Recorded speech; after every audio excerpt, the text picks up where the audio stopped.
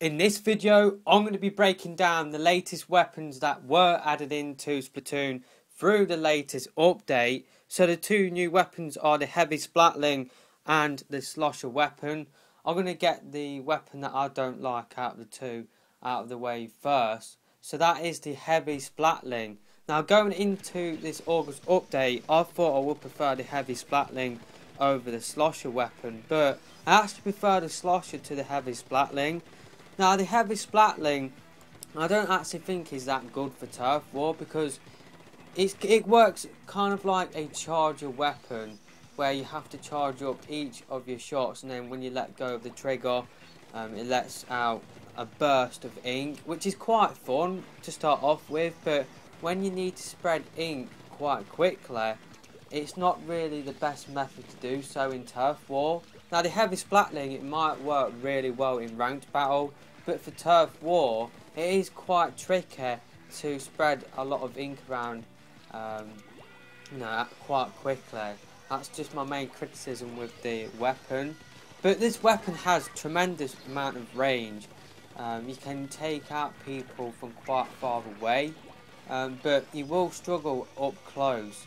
Now the one thing that I didn't like about the weapon is it's quite hard to get used to because there's not a weapon like this in the game apart from the charger, but even then the charger is different because you're only letting out one shot at a time, whereas with the Splatling gun you're letting out multiple shots when you let go of the trigger. So if you've got an enemy right in front of you and that enemy is moving across your screen, it's actually quite weird to like not shoot at him, but you have to like move your cursor at him.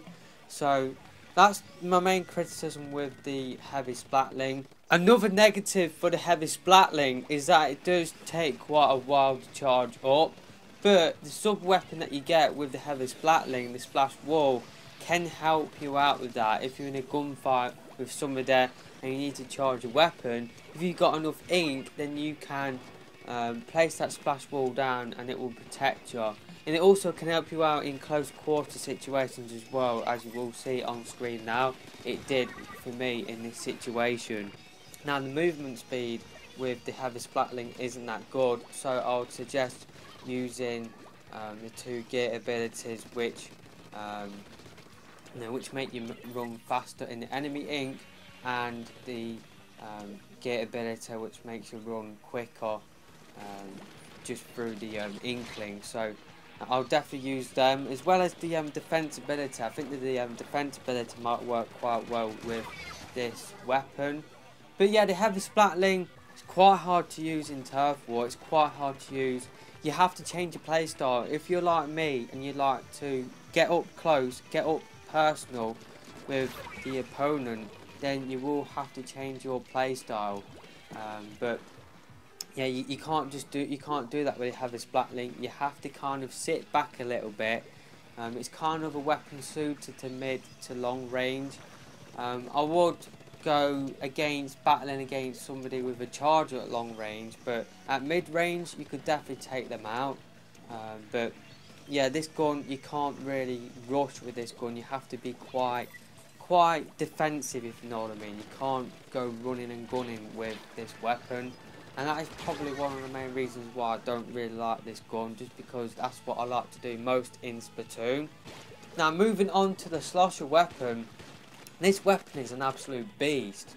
Now the range of this weapon is mid-range, it's not short range. You could definitely take out people at a mid-range, but if you're up against somebody using the Heavy Splatling, then you will lose the gunfight if you are battling them at a long range. It's just not the sort of weapon to use in long range gunfights. But mid range, this weapon is an absolute beast, as well as short range.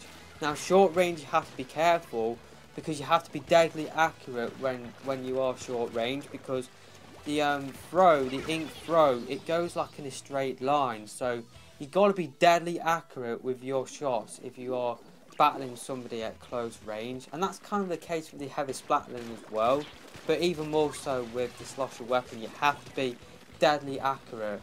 Now the one thing I love about this weapon is that you can lob your ink over a wall and you can actually get people that way. It's just really fun.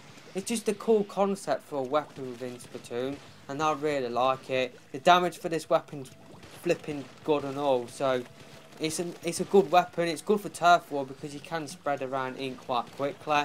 It's good for rushing. It's good for, you know, getting up close and personal with people, just because the damage is good. But remember, you have to be deadly accurate with this weapon.